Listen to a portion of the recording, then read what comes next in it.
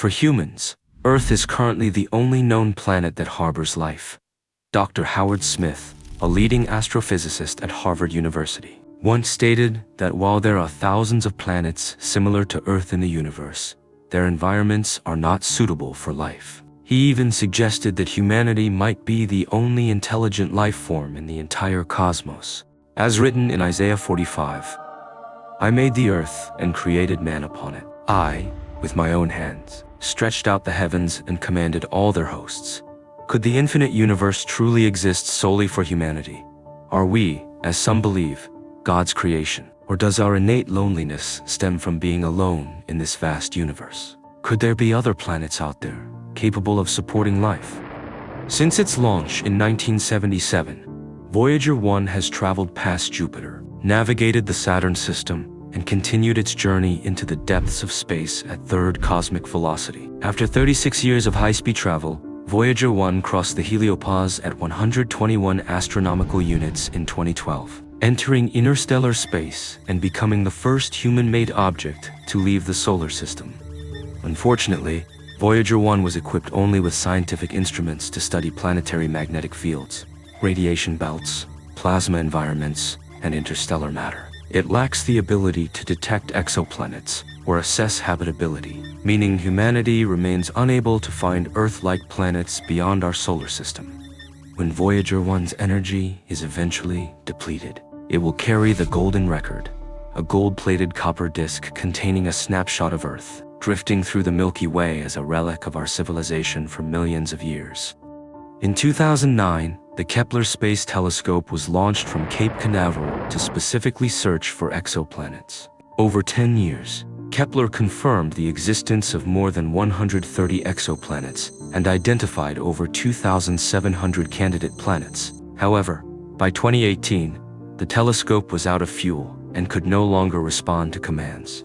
That same year, in April, the Transiting Exoplanet Survey satellite TESS was launched aboard a SpaceX Falcon 9 rocket from the same location, picking up where Kepler left off. TESS's primary mission is to survey the 200,000 brightest stars within 300 light-years of the Sun, searching for planets. It also serves as a target generator for follow-up observations by telescopes like the James Webb Space Telescope.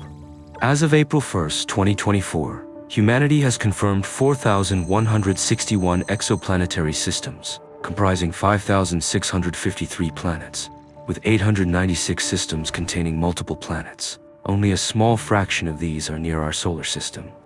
The Milky Way's diameter is estimated to be between 100,000 and 180,000 light-years. It contains roughly 100 to 400 billion stars. By comparison, the observable universe spans a diameter of about 93 billion light-years. The Milky Way is but a speck in this vastness, and Earth-like planets could number in the trillions. Statistically speaking, it's almost impossible for Earth to be the only habitable planet in the entire universe. Recently, a team led by geobiologist Dirk Schultz-Maku identified 24 potentially superhabitable exoplanets, including KOI-5715.01 in the constellation Cygnus. Compared to these planets, Earth may not be the most suitable place for life. In fact, human civilization in the solar system might lag behind civilizations in older stellar systems by several evolutionary tiers. For over 5,000 years, from the time of the Sumerians, humanity has looked to the skies, focusing its search for extraterrestrial life on Earth-like planets. In 2014, Heller and Armstrong proposed a groundbreaking theory of superhabitable planets. They argued that simply being in a star's habitable zone isn't enough to determine a planet's habitability. Viewing Earth as the pinnacle of habitability, they suggested, is anthropocentric and akin to geocentrism, contrary to the Copernican principle. Instead, they proposed a biocentric model that prioritizes factors influencing biodiversity and the richness of life. So, what is a superhabitable planet? Such a planet would boast greater biodiversity and biomass than Earth, offering an environment more conducive to life. To identify such planets, scientists would consider geological activity, age, atmospheric composition, ocean coverage, and the type of host star. For example, a superhabitable planet might be larger, warmer, and older than Earth. with evenly distributed oceans and orbiting a K-type main sequence star, also called orange dwarf. This bold hypothesis is particularly forward-thinking, given that humanity has yet to find a single exoplanet as habitable as Earth. However, it provides a fresh perspective for scientific exploration. Different types of stars have varying lifespans and energy outputs. For instance, G-type stars, like our Sun, also called yellow dwarfs, have relatively short lifespans of about 10 billion years. Many planets orbiting G-type stars might see their host star burn out before life has time to evolve. Younger Gi-type stars, which spin up to 10 times faster than the Sun does today, also produce intense magnetic activity, X-rays, and UV radiation, making it difficult for life to originate. This may explain why complex life took 3.5 billion years to appear on Earth, with humans emerging only after 4 billion years. Humanity's existence is indeed miraculous, given that the Sun's life cycle didn't cut short the development of life. 4 stars more massive than the Sun, such as A, B, and F type stars. Habitable planets are even less likely due to their shorter lifespans. Conversely, K-type orange dwarfs have lifespans of 18 to 34 billion years, while M-type red dwarfs can live hundreds of billions to trillions of years. This provides ample time for the emergence of biodiversity and complex ecosystems. However, planets around M-type stars face challenges like tidal locking and powerful stellar flares, which can strip away early water and disrupt seasons. As a result, super-habitable planets are unlikely to exist around red dwarfs.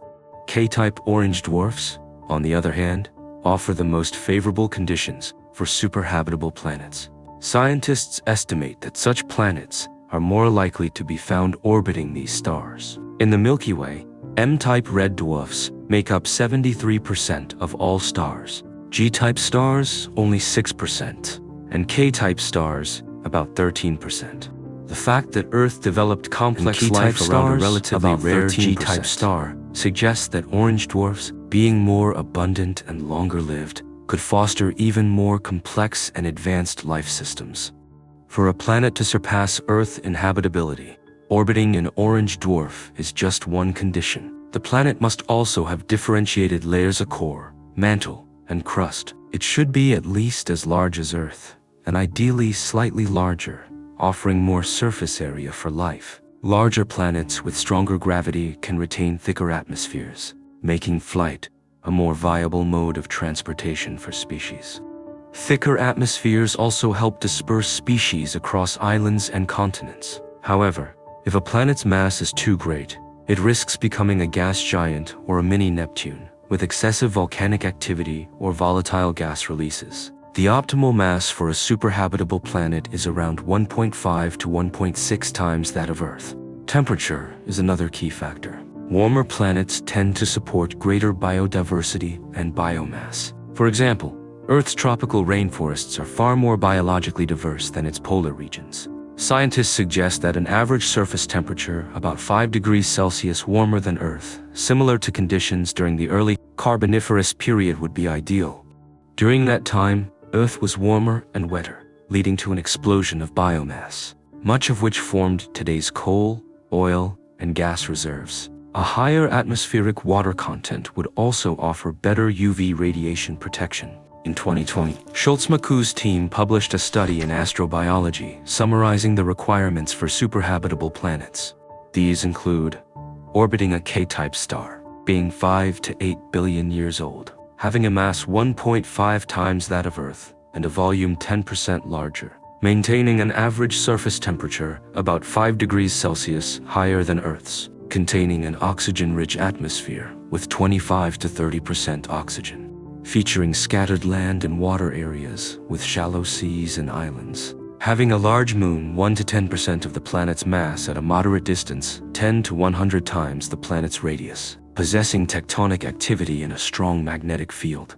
Using these criteria, the team analyzed over 4,000 known exoplanets and identified 24 candidates, 9 of which orbit orange dwarfs. Of these, only one planet, KOI-5715.01, meets all the criteria.